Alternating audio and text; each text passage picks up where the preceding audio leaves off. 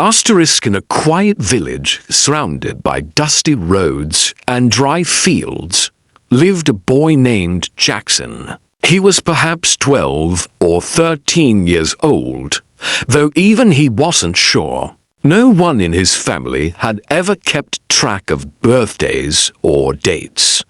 Life didn't run by calendars. In Jackson's world, it ran by hunger, by work, and by survival. Asterisk Jackson's home was a tiny, crumbling clay house at the edge of the village. Barely standing upright, its roof leaked in the rain, the floor was just plain dirt, and there was hardly any furniture, just two old charpoys, a broken wooden stool, and some utensils his mother kept carefully in a corner. But even in this bare space, Jackson's mind was filled with color.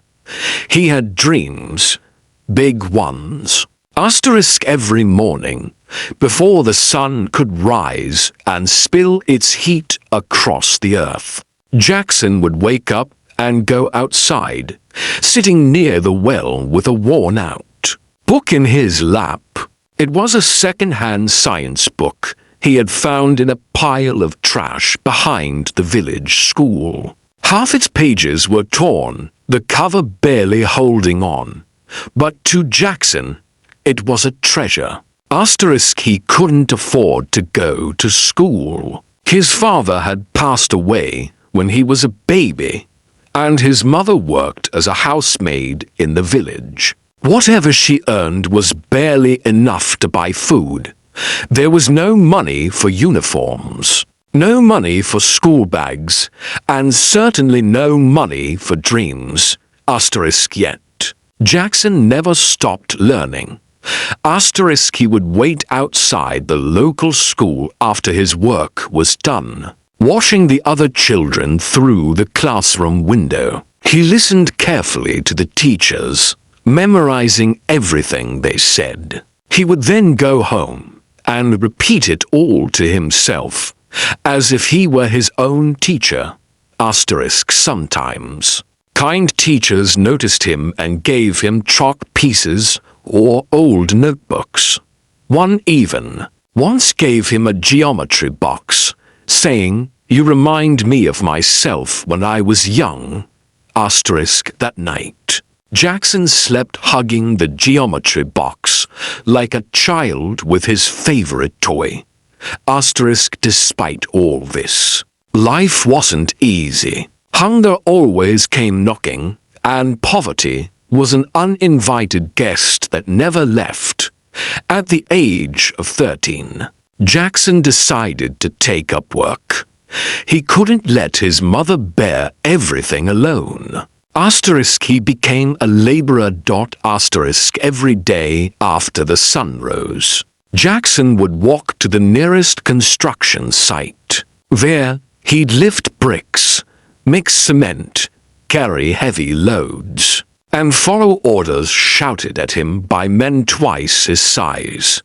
His palms became rough and bruised. His shoulders ached. Sometimes he would skip meals just to buy a pen or a sheet of paper. Asterisk. But he never let go of his books. Asterisk when others took breaks and smoked cigarettes under the shade, Jackson sat quietly in a corner, trying to solve math problems or scribble English words he had memorized from somewhere. Other laborers often laughed at him. Asterisk why study so much? One man mocked. "We'd turn those bricks into gold."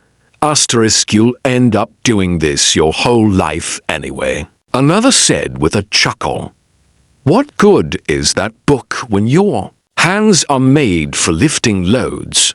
Asterisk Jackson would look down, trying to hide the hurt in his eyes. But deep inside, his spirit refused to break. Asterisk at night, Jackson often sat alone outside his home, under the open sky, beside the flickering flame of a broken lantern. He would study. There were no fans, no electricity, and no peace from the buzzing of mosquitoes. But there was silence, and in that silence, he found the space to dream. Sometimes. He cried. He cried not because of the pain in his back or the cuts on his hands, but because of the world's cruelty. Why was it so hard for someone like him to rise? Why did poverty have to decide who gets to dream and who doesn't? But even through his tears, he made a promise to himself. I will not stop. Those words became his mantra. There was one other place where Jackson would go whenever he felt too broken. A small public library in the nearby town, a few kilometers away. He couldn't afford to take a bus, so he would walk there once every 2 weeks. The librarian, an old man with thick glasses and a kind heart, allowed him to sit quietly in a corner. He never asked for fees. You're always welcome here, son, he would say. Readers like you are rare. Those afternoons in the library were magical. Jackson would bury his face in books about science, history, and even technology.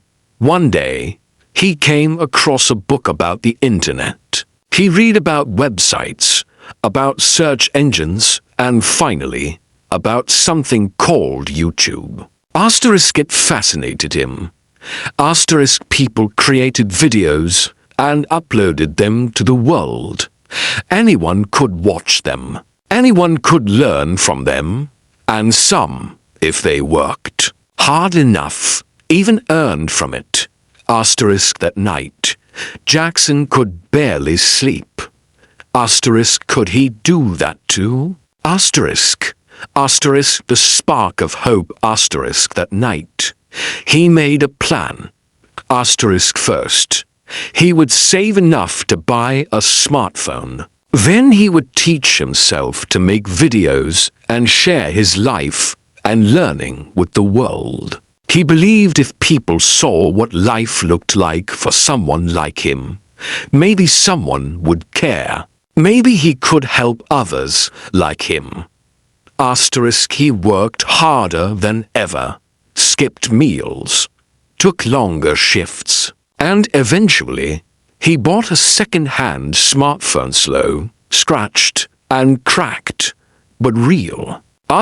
He created his channel and named it Heartnest Tales. The name meant everything to him.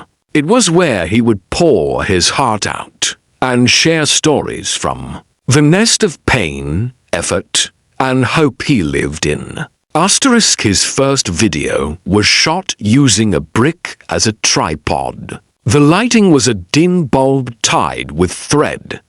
He spoke nervously about studying after labor work, about not giving up. No views. Still. He uploaded another video. Then another. He spoke about motivation, about study tips, about life as a poor laborer trying to rise. But the results didn't come. 10 channels, hundreds of hours of filming, months of effort, still nothing viral. People mocked him again. You became a YouTuber now. Next you'll say you're buying a car. But Jackson never stopped.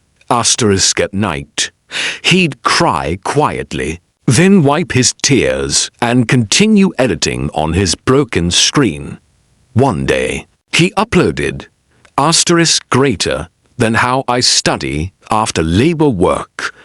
A poor boy's routine. Heartnest Tales, and then everything changed. The video blew up. 500 views. 10,000. 100,000.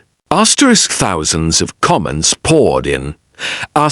You're the reason I didn't give up today. Asterisk salute from across the world.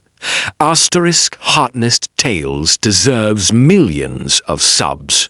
Asterisk then came the biggest news of his life. Asterisk congratulations. Your channel Heartnest Tales is now monetized. Asterisk Jackson shouted with joy. He cried again, this time with pride. Asterisk he left his labor job not because he was ashamed, but because he was finally building something bigger. He bought a better phone, lights, and a small table. Then, with his income, he built a real home for his mother.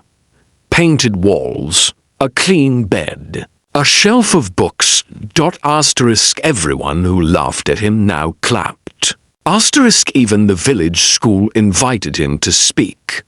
The same kids who once ignored him now said, "Sir, I watch your channel." Asterisk ending. A voice that couldn't be silenced. Asterisk one night, sitting on his new rooftop under the same stars, Jackson hit record on his camera and said, Asterisk if you're watching this from a small room. Asterisk if your hands are dirty with labor, but your heart is full of dreams. Asterisk then know this, you don't need money to earn respect. Asterisk I was just a poor boy. Asterisk now I speak to thousands. Asterisk this isn't just my story. Asterisk this is your story. Asterisk this is Heartnest Tales. Asterisk the video went viral. Asterisk and so did his message. Asterisk.